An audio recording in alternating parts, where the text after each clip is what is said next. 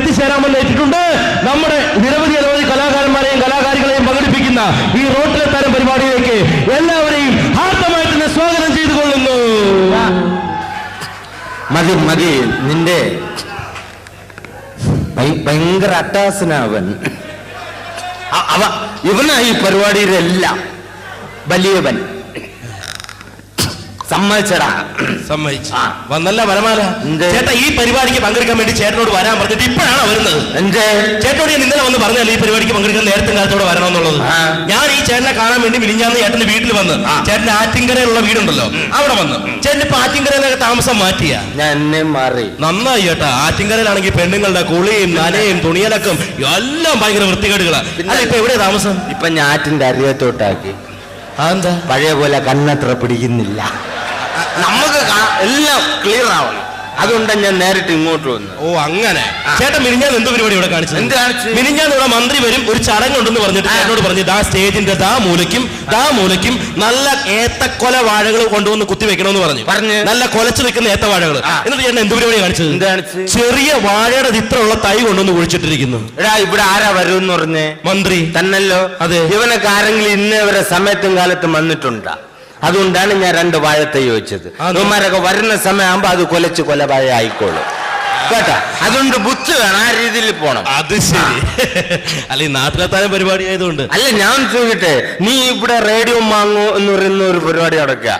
എനിക്കറിയാം, നാട്ടിലുള്ള ആൾക്കാരെയൊക്കെ ഇവിടെ ഭയങ്കരമായിട്ട് നീ പ്രശ്നം കാണിക്കുന്നു. അതെ ശരി, ഇതിനൊരു ജഡ്ജി വേണം, അങ്ങനെ ഒരു പരിപാടി. പക്ഷേ എനിക്ക് ഇവിടെ പങ്കെടുക്കണം. ചേട്ടന് പങ്കെടുക്കാം, തീർച്ചയായിട്ടും പങ്കെടുക്കാം. അപ്പൊ നീ എന്തിനാ ഇത്രയും ഗ്ലാമറായിട്ട് നിൽക്കുന്നതിന്റെ കാര്യം? ഗ്ലാമറായിട്ട് നിൽക്കുന്ന വേറൊന്നുമല്ല, ഈ നാട്ടിലെ തരം പരിപാടിയല്ലേ, ഇതിൽ പങ്കെടുക്കാൻ വേണ്ടി നല്ല പെമ്പിള്ളാരൊക്കെ വരുമല്ലോ. അപ്പൊ ആരെങ്കിലും അവന്റെ ഉദ്ദേശം വളപ്പ്. പൊന്നു മോനെ, സെറ്റപ്പ് നടക്കില്ല. നീ പ്രേമിക്കാൻ നിൽക്കരുത്. എടാ, പ്രേമൊന്നും ശരിയല്ലെന്ന്. അങ്ങനെ പറയുന്നത് ഇപ്പോഴത്തെ പ്രേമം പഴയ പ്രേമമായിട്ട് ഒരുപാട് വ്യത്യാസമുണ്ട്. വ്യത്യാസം? നീ ഇപ്പൊ പ്രേമിക്കാൻ നിന്ന് കഴിഞ്ഞാൽ കമ്പ്യൂട്ടറൈസ്ഡ് പ്രേമമാണ്. എങ്ങനെ? അവര് വരും, വന്ന് നിന്നെ സംസാരിക്കും, ചാറ്റിങ്, അവസാനം കഴിയുമ്പോ അവളെ ചീറ്റ് ചെയ്തിട്ട് പോകും. അപ്പൊ പക്ഷെ പഴയ പ്രേമം എന്ന് പറഞ്ഞാൽ അങ്ങനെയല്ല. പഴയ പ്രേമം എന്ന് പറഞ്ഞാൽ മറ്റേ നള ദമയന്തി പ്രേമമാണ്. ഹംസം ദൂതായിപ്പാണ് പരിപാടി. നമ്മുടെ നളൻ ദമയന്തി ഹംസത്തെ ദൂതായിട്ട് അയക്കുന്നത്. അല്ല, ചേട്ടൻ എങ്ങനെ ഈ ഹംസത്തെ ദൂതായിട്ട് അയച്ചിട്ടുണ്ടോ? നമ്മുടെ കാലത്ത് നിന്ന് ഹംസമൊന്നും ഇല്ലെന്നെ. പിന്നെ അതുകൊണ്ട് ഞാൻ വീട്ടിൽ നിന്ന് ഒരു കോഴി എഞ്ഞ് പിടിച്ച്, എന്നിട്ട് കോഴി പിടിച്ചിട്ട് ലെറ്റർ എഴുതിയിട്ട് അതിന്റെ കാലിൽ കെട്ടിട്ട് അടുത്ത വീട്ടിലെ ശാന്തര വീട്ടിലോട്ട് പറത്തിട്ട് കൊടുത്ത്, എന്നിട്ട് അപ്പൊ തന്നെ മറുപടി കിട്ടി? അപ്പൊ കിട്ടിയില്ല, അരമണിക്കൂർ കഴിഞ്ഞപ്പോ കിട്ടി. എന്ത്? ചിക്കൻ കറി കൊള്ളാം, ഇനി ഇതുപോലുള്ള കോഴികളെ പ്രതീക്ഷിക്കുന്നു. അതുകൊണ്ടാ പറഞ്ഞത് പെണ്ണുങ്ങളെ വിശ്വസിക്കരുത്. ചേട്ടൻ എന്തൊക്കെ പറഞ്ഞാലും ശരി, ഏതെങ്കിലും ഒരെണ്ണത്തിന് വളച്ചോണ്ടാ ഞാൻ ഇന്ന് പോകുന്നു. മോനെ, പെണ്ണുങ്ങളെ വിശ്വസിക്കരുത്. ഞാൻ ക്ലിയർ ആയിട്ട് പറഞ്ഞുതരാം. പെണ്ണുങ്ങളെ നമുക്ക് 4ആയിട്ട് തരംതിരിക്കാം. 4ആയിട്ട്? എങ്ങനെ? അതായത് പിന്നെ ഗേൾഫ്രണ്ട്, കാമുകി, വൈഫ്, സ്റ്റെപ്പിനി. ഇവരെ 4 പേരെ നമുക്ക് മൊബൈൽ കണക്ഷനുമായിട്ട് ബന്ധപ്പെടുത്താം. Mobile connection? ഞാൻ ക്ലിയർ ആയി തരാം. അതായത് ഗേൾഫ്രണ്ട് എന്ന് പറഞ്ഞു കഴിഞ്ഞാൽ പ്രീപെയ്ഡ് കണക്ഷനാ. പ്രീപെയ്ഡ് കണക്ഷൻ 1 മാസം വരെ കാണും. നമ്മൾ 1 മാസം വരെ അവളെ കാണുക, സംസാരിക്കുക, എന്തെങ്കിലും ചെറിയ മുട്ടായൊക്കെ വാങ്ങിച്ചു കൊടുക്കുക. 1 മാസം കഴിഞ്ഞ് നീ വാങ്ങിച്ചു കൊടുത്തില്ലെങ്കിൽ ഓട്ടോമാറ്റിക്കായിട്ട് കട്ടാവും. റീചാർജ് ചെയ്തില്ലെങ്കിൽ കട്ടാവും. ഇനിയിപ്പോ കാമുകി എന്ന് പറഞ്ഞാൽ വെറൈറ്റിയാ. പോസ്റ്റ് പെയ്ഡ് കണക്ഷനാ. പോസ്റ്റ് പെയ്ഡ് കണക്ഷൻ അതെങ്ങനെ? 1 വർഷം വരെ കാണും. 1 വർഷത്തേക്ക് നമ്മൾ എടുക്കുക, ഇങ്ങനെ സംസാരിക്കുക, 2000 രൂപയ്ക്ക് മേലുള്ള സാധനങ്ങൾ വാങ്ങിച്ചു കൊടുത്താലേ സ്വീകരിക്കൂ. അപ്പൊ കൊണ്ടുവരുന്ന കറങ്ങുക. പിന്നെ നമുക്ക് അവളെ കല്യാണം കഴിഞ്ഞ് പോകുമ്പോൾ വേണമെങ്കിൽ വിടാം, ഇല്ലെങ്കിൽ നമ്മൾ വീണ്ടും അത് ചാർജ് ചെയ്തോണ്ടിരുന്നാൽ അവിടെ കണ്ടിന്യൂ. അത് ശരി. അപ്പൊ ഭാര്യ എന്ന് പറഞ്ഞാൽ ലൈഫ് ലോങ് കണക്ഷനാ. മരിച്ചാലും ബില്ല് വന്നുകൊണ്ടിരിക്കും, നേരിട്ട് കുഴിയിൽ വന്നുകൊണ്ടിരിക്കും, ചത്താലും വിട്ടു പിരിയില്ല. അതാണ് ലൈഫ് ലോങ് കണക്ഷൻ. അപ്പൊ സ്റ്റെപ്പിനി കോയിൻ ബോക്സ്. ആവശ്യമുള്ളപ്പോ കാശ് ഇടുക, വിളിക്കുക, കട്ടാക്കുക, പോകും. അപ്പോ ഇതിൽ ഏതാണ് താല്പര്യം എന്ന് പറഞ്ഞാൽ നീ തെരഞ്ഞെടുത്തോ. അവസാനം നമ്മളെ കുറ്റം പറയരുത്. ഇതാ സംഭവം. ഓക്കെ. അല്ല ചേട്ടാ, ഈ പരിപാടിയിൽ പങ്കെടുക്കാൻ ചേട്ടന്റെ വീട്ടിൽ നിന്ന് പിള്ളേരൊന്നും വന്നില്ല? എന്റെ പിള്ളേരൊക്കെ വേറെ പരിപാടി തന്നെ. അല്ല, ചേട്ടൻ എത്ര മക്കളാ? 3 മക്കള്. മക്കളൊക്കെ എന്ത് ചെയ്യുന്നു? മൂത്തവൻ തിരുത്തൽവാദി, 2ാമത്തവൻ മഞ്ഞ ഈശ്വരവാദി, 3ാമത്തെ മാത്രം തീവ്രവാദി. അപ്പൊ ചേട്ടന്? ഞാനല്ലേ ഇതിനെല്ലാം ഉത്തരവാദി. പിന്നെ നമ്മളുള്ളുണ്ടല്ലോ ഇതൊക്കെ ഇങ്ങനെ അക്രമം വളരണത്. അതല്ലേ ചേട്ടാ, നല്ല മക്കളുണ്ടാവണമെങ്കിൽ യോഗം വേണം. പിന്നെ അയ്യവൻ പറയുന്ന പോലെ ഇതുപോലെ ഒരു പൊതുയോഗം വിളിച്ചു വിട്ടിട്ട് പിള്ളേരെ ഉണ്ടാകാം. നീ പോടാ. അതല്ല, ഞാൻ പറഞ്ഞ അങ്ങനെയല്ല. ഇങ്ങനെയുള്ള തലതെറിച്ച മക്കളെ സൃഷ്ടിക്കുന്ന നേരത്ത് വല്ല തെങ്ങും വെക്കുവാണെങ്കിലേ ഈ നേരത്ത് നല്ലൊരു കൊപ്ര മുതലാളി ആവാൻ മേലായിരുന്നാ. പിന്നെ പാതിരാത്രി 12:30 1 മണി സമയത്താണ് തെങ്ങ് വെക്കണ. ഇവരൊക്കെ വേറെ ചെറുത്തേട്ടവർ. നീ പോരാ എന്റെ ജോലിയൊക്കെ. അതൊക്കെ പോട്ടെ. അല്ല, ഇത്ര ഭാര്യയും മക്കളും ഒക്കെ ഉള്ള ഈ ചേട്ടൻ എന്തിനാണ് അപ്പുറത്തെ വീട്ടിലെ സുമതിയുടെ പുറകെ കിടക്കുന്നത്? അതിപ്പോ വലിയ കുറ്റോട് ഞാൻ ചോദിക്കട്ടെ, സത്യമാണേ പറ. എടാ, ഈ പവർ കട്ട് സമയത്ത് ഒരു ജനറേറ്റർ ഉള്ളത് നല്ലല്ലേ? അതേ ഞാൻ ഉദ്ദേശിച്ചുള്ളൂ. അത് ശരി. അപ്പൊ ചേട്ടൻ ഭാര്യനെ ഉപേക്ഷിച്ചു? പിന്നല്ലാതെ. അതെന്താ ഭാര്യനെ ഉപേക്ഷിക്കാൻ കാരണം? അതൊക്കെ ഒരുപാട് കാര്യമുണ്ട്. നീ അതിലോട്ട് കിടക്കണ്ട. അല്ല, കാരണം എന്താന്ന് പറ. പറഞ്ഞേ തീരുള്ളെങ്കിൽ ഞാൻ ഒന്ന് പറയട്ടെ. ഞാൻ ഇപ്പൊ പറഞ്ഞു, നിന്റെ വീട്ടില് നീ ഒരു പശുവിനെ മേടിച്ചു. നീ ഒരു പശുവിനെ വാങ്ങിക്കഴിഞ്ഞാ അതിന് പുളിയരിപ്പൊടിയും സമയത്തിന് പുണ്ണാക്കും പിന്നെ വക്കോലും അതുപോലെ തന്നെ പുല്ലെല്ലാം കൊടുത്ത് കുളിപ്പിച്ച് വളർത്തിയിട്ട് നാട്ടുകാരൻ വന്ന് കറന്നുകൊണ്ട് പോയി കഴിഞ്ഞാൽ നീ സഹിക്കുവോ? അതുകൊണ്ടാണ് ഞാൻ ഡിവോഴ്സ് ചെയ്തത്. അത് നീ മനസ്സിലാക്കണം. അല്ല, ചേട്ടൻ ഇപ്പൊ ഉപേക്ഷിച്ച് പോയ ഭാര്യ ഉണ്ടല്ലോ ശ്യാമള ചേച്ചി. ഈ ശ്യാമള ചേച്ചി ഇപ്പൊ എന്ത് ചെയ്യുന്നെന്ന് ചേട്ടൻ വല്ല അന്വേഷിക്കാറുണ്ടോ? അവക്ക് ജോലി ഉണ്ടെന്ന്. എവിടെ? റെയിൽവേയില്. റെയിൽവേയിൽ ജോലി കിട്ടിയ സുഭിക്ഷായി അടിപൊളിയാണ്. നല്ല രീതിയിൽ ജീവിച്ചു പോവാം. അല്ല, റെയിൽവേയിൽ ഏത് സെക്ഷനിലെ ജോലി? സെക്ഷനാണെന്ന് അറിഞ്ഞൂടാ. എന്തായാലും അവിടെ ഒരുങ്ങിയൊക്കെ നിക്കണ കാണാം. സെക്ഷൻ ആയെന്ന് അറിയണമെങ്കിൽ നീ ഒന്ന് ചെന്ന് നേരിട്ട് ചോദിച്ചു. പോകുമ്പോ 10-200 കൈ വേണം. സെക്ഷൻ മനസ്സിലായി. അപ്പൊ ചേട്ടാ, അതേ ആരും പറഞ്ഞു നമ്മുടെ ഈ പരിപാടി തുടങ്ങാനുള്ള സമയമായി. അപ്പൊ റേഡിയോ മാങ്ങയുടെ നാട്ടിലെ താരം ഇപ്പോൾ റോട്ടിലെ താരമായി. ഈ റോട്ടിലെ താരത്തെ കണ്ടുപിടിക്കാനുള്ള പരിപാടി ആരംഭിക്കാൻ പോവുകയാണ്. അപ്പൊ ഈ പരിപാടിയിൽ ജഡ്ജായിട്ട് വന്നത് ആരാണെന്നുള്ള അറിയാലോ. ആരായാലും എനിക്ക് കുഴപ്പമില്ല. ഇവിടെ ഈ റേഡിയോ മാങ്ങ എന്ന് പറയുന്ന പരിപാടി നടക്കുന്നെങ്കിൽ എനിക്ക് ആദ്യം വെള്ളം അടിച്ചുകൊണ്ട് പറയുമല്ല, ചേട്ടൻ ഞാൻ നല്ലൊരു അവസരം തന്നിരിക്കും. പ്രിയമുള്ളവരെ, നമുക്ക് ഏവർക്കും പ്രിയങ്കരനായ ഒരു ജഡ്ജാണ് ഇവിടെ വരാൻ പോകുന്നത്. ലോകത്തെവിടെ റിയാലിറ്റി ഷോ നടന്നാലും അവിടെ പോയിരുന്ന് കുറ്റം പറയാൻ വേണ്ടി മാത്രം ജന്മം കൊണ്ടിട്ടുള്ള ഒരു വിശിഷ്ടനായ ജഡ്ജ്. അത് മറ്റാരുമല്ല, നമ്മുടെ പ്രിയങ്കരനായ ഭരത് സാർ. നിറഞ്ഞ കൈയടിയോടെ നമുക്ക് ഭരത് സാറിന്റെ സ്വാഗതം ചെയ്യാം. അതാ വന്ന ആടി ആന വന്ന പോലെ. ഇവിടെ ലുക്ക് കിട്ടുന്നുണ്ടാ? ഓ, എന്താ പൊന്നോ സാറേ. അപ്പൊ നമുക്ക് മുണ്ടഴിച്ചിട്ട് പറഞ്ഞപ്പോ അവിടെ അഴിച്ചിട്ട് അവിടെ അഴിച്ചിട്ടാണല്ലേ എടുത്ത് കൊടുക്ക്. അപ്പൊ പരിപാടി ആരംഭിക്കല്ലേ? പക്ഷെ ഒരൊറ്റ കണ്ടീഷൻ, എനിക്ക് പാട്ട് പാടും.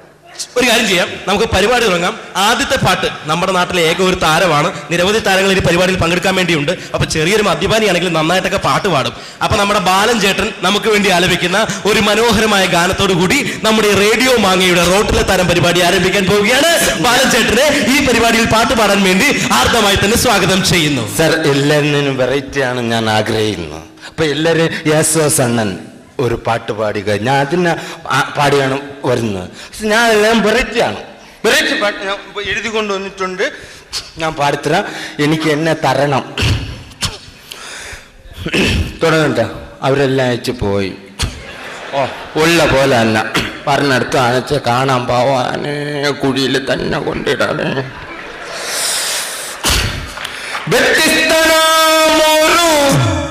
എന്താടാ? അല്ല, ഞാനല്ലേ പറഞ്ഞ, നീ എന്റെ ഇടയിൽ എന്തുവാ?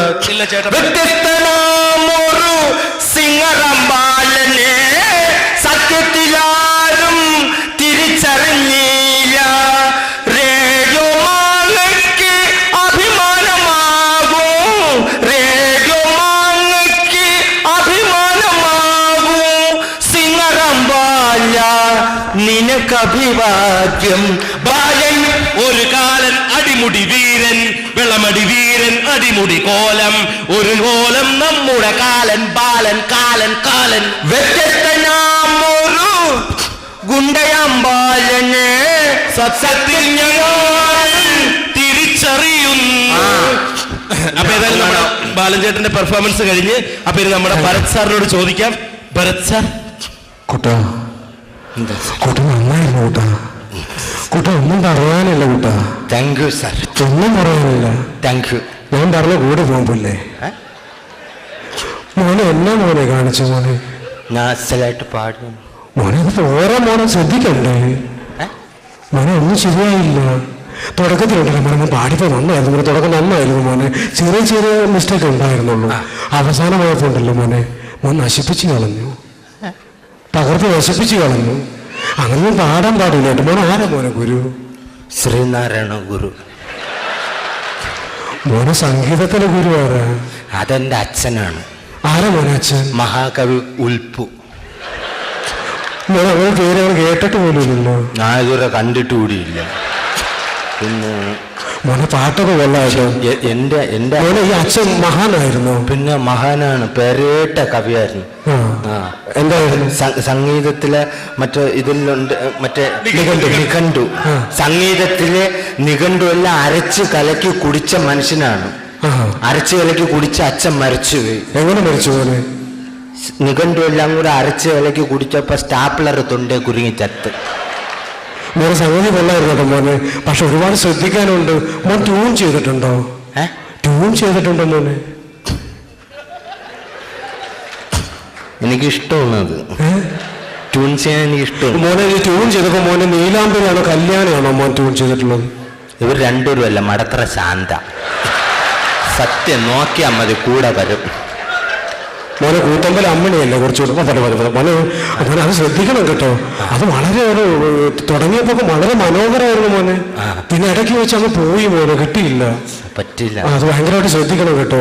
ഈ പാട്ട് സംഗീതം എന്ന് പറഞ്ഞൊരു വലിയ കടലാ, അത് എത്തിപ്പെടാൻ വലിയ ബുദ്ധിമുട്ടാണ്. നമ്മളൊക്കെ മൂത്ത് മാറിക്കൊണ്ടിരിക്കുക ഇപ്പോഴും, അറിയാലോ നിങ്ങൾക്ക്. മൂപ്പനാ, ഈ മൂപ്പൻ പറയുമ്പോൾ മോൻ ശ്രദ്ധിക്കണം കേട്ടോ. പിന്നെ മോനെ പ്രത്യേകിച്ച് പറയാനുള്ളൊരു കാര്യം എന്ന് പറഞ്ഞാൽ മോൻ പാടി ആ തുടക്കം കഴിഞ്ഞ് പല്ലവിയൊക്കെ കഴിഞ്ഞു മോനെ, അതെല്ലാം മനോഹരമായി. മോനെ ഈ പാട്ടിന്റെ തുടക്കം ഋഷഭമാ, അവസാനം എന്താണെന്നറിയുമോ? ഈ ഋഷഭം പാടിയപ്പോൾ മോൻ ഷഡ്ജ് ഇട്ടോ? ഇട്ടായിരുന്നു മോനെ ഷഡ്ജ്? ഇട്ടായിരുന്നു മോനെ, ഷഡ്ജ് ഇട്ടില്ല. അതൊക്കെ ശ്രദ്ധിക്കണ്ട മോനെ. ഇട്ടായിരുന്നു മോനെ ഓർത്ത് നോക്കിക്കോ മോനെ. ഒരു മിനിറ്റ്. അല്ല അത് മോൻ ഷഡ്ജ് ഇട്ടില്ല, അത് വളരെ രാവിലെ വെച്ച് വെള്ളടിക്കുന്നതിന് മുമ്പ് കുളിച്ച് ഇത് ഇട്ടിട്ടാണ് മുണ്ടെടുത്തത്. ഞാൻ ഇട്ട് മോനെ ഷഡ്ജ് ഇട്ടില്ല മോനെ. മോൻ അങ്ങനെ ഇട്ടായിരുന്നെങ്കിൽ സംഗതി താഴെ പോയില്ലായിരുന്നു. മോനെ ഓർത്ത് നോക്കിക്കോ. ഷഡ്ജ് ഇട്ടില്ല, എനിക്കറിയാവുന്നല്ലോ, ഞാൻ കണ്ടല്ലോ.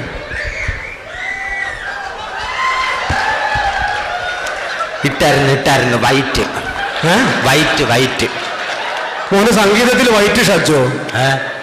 മോന് സംഗീതത്തിൽ വൈറ്റ് ഒന്നും വരില്ല, കൂടിപ്പോയ ഒരു വെള്ളി വരും. വെള്ളിയൊന്നും ഇടാനുള്ള ത്രാണിയൊന്നും ആയില്ല. നമ്മള് പാവങ്ങളാ, 10 രൂപയ്ക്ക് 4 എണ്ണം കിട്ടും. നമ്മൾ തെങ്ങി കയറാൻ പോണ നമ്മൾ ഇത് കേട്ടാ അതൊക്കെ ശ്രദ്ധിക്കണം കേട്ടോ. ഒരു കാര്യം ചെയ്യുമ്പോൾ തെണ്ടിക്കോട്ടെ അല്ലേ? അതെ അതെ, നമുക്ക് മാർക്കൊന്നും അറിയാം സാർ. അപ്പോ നമ്മുടെ ഇത്രയും നേരം പെർഫോമൻസ് നടത്തിയ നമ്മുടെ ബാലൻചേട്ടന്റെ മാർക്ക് അറിയാൻ പോവുകയാണ് ഭരത് സാർ. മോനെ ഒരു കവിയാണ്, മോനെ എല്ലാം ഇഷ്ടപ്പെട്ടു മോനെ. മോനെ ഞാൻ അറിഞ്ഞങ്ങ് തരുക, ഞാൻ 100 ഇട്ടു. ഞാൻ 50 ഇട്ട്. എന്തിനാ? പൈൻ്റെ എടുക്കാം മോനെ, അത് മതി കേട്ടോ. അങ്ങനെ ചെറിയ ഒരു ഇത് പോരെ സാർ. എനിക്കിപ്പോ ഇനി മാർക്കൊന്നും വേണ്ട, പക്ഷെ എൻ്റെ ഒരു ആഗ്രഹമുണ്ട്, ഞാൻ നല്ല രീതിയിൽ ഒരു പാട്ടും കൂടെ പാടിയിട്ട് പോകും. മോനെ ശാസ്ത്രീയം പഠിക്കാതെ ഈ പരിപാടിക്ക് പങ്കെടുക്കാൻ പാടില്ല. ക്ലാസിന്റെ എല്ലാ ഏർപ്പാടും എനിക്കറിയാം. അല്ല കുട്ട, അത് ശ്രദ്ധിക്കണ്ടേ കുട്ട. കുട്ടൻ ഏതാ പാടുന്നത്? ഞാൻ മറ്റേ പാട്ട്, മോഹൻലാലിന്റെ ഗംഗ എന്ന് പറയുന്ന പാട്ട് ഞാൻ പാടാം. അമ്മയുടെ സാർ മോനെ ആ പാട്ടിനെടുത്ത് പാടില്ല. ദാസേട്ടൻ 3 മിനിറ്റ് ശ്വാസം പിടിച്ച് സ്റ്റുഡിയോ വെച്ച് പാടിയ പാട്ടാ. 3 മിനിറ്റല്ലേ ശ്വാസം പിടിക്കുന്നത്? ഞാൻ വെള്ളത്തില് 1/2 മണിക്കൂർ ശ്വാസം പിടിച്ച് മുക്കിലിട്ട് മണലൂറ്റുകാരനാണ് ഞാൻ. അപ്പൊ എനിക്ക് 1/2 മണിക്കൂർ മുക്കിലിടണ, എനിക്ക് ഇത് 3 മിനിറ്റ് ഈസി. അത് പാടിക്കോ മോനെ. പ്രിയമുള്ളവരെ അനുഗ്രഹിക്ക. ഗംഗ എന്ന് പറയുന്ന പാട്ടാണ്. നീ എന്താ എന്നെ തല്ലിക്കൊല്ലാൻ നിൽക്കുന്നതായിരിക്കും? അല്ല ചേട്ടൻ പാടിക്കും. അല്ല നീ ഇങ്ങനെ നിൽക്കുന്നു, എന്നെക്കാലം പൂസാടെ നീ. അല്ല ചേട്ടൻ അടുത്ത് വന്നപ്പോ അതിന്റെ മോനെ പാടിക്കോ മോനെ, കുഴപ്പമില്ല.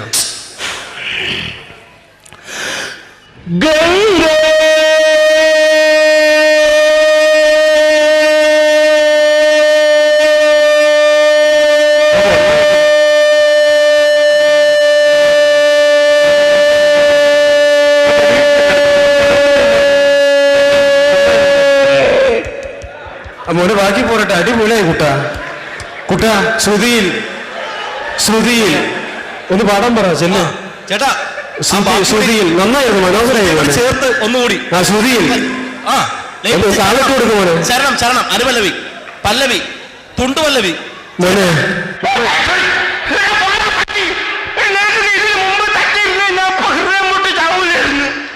അയ്യോ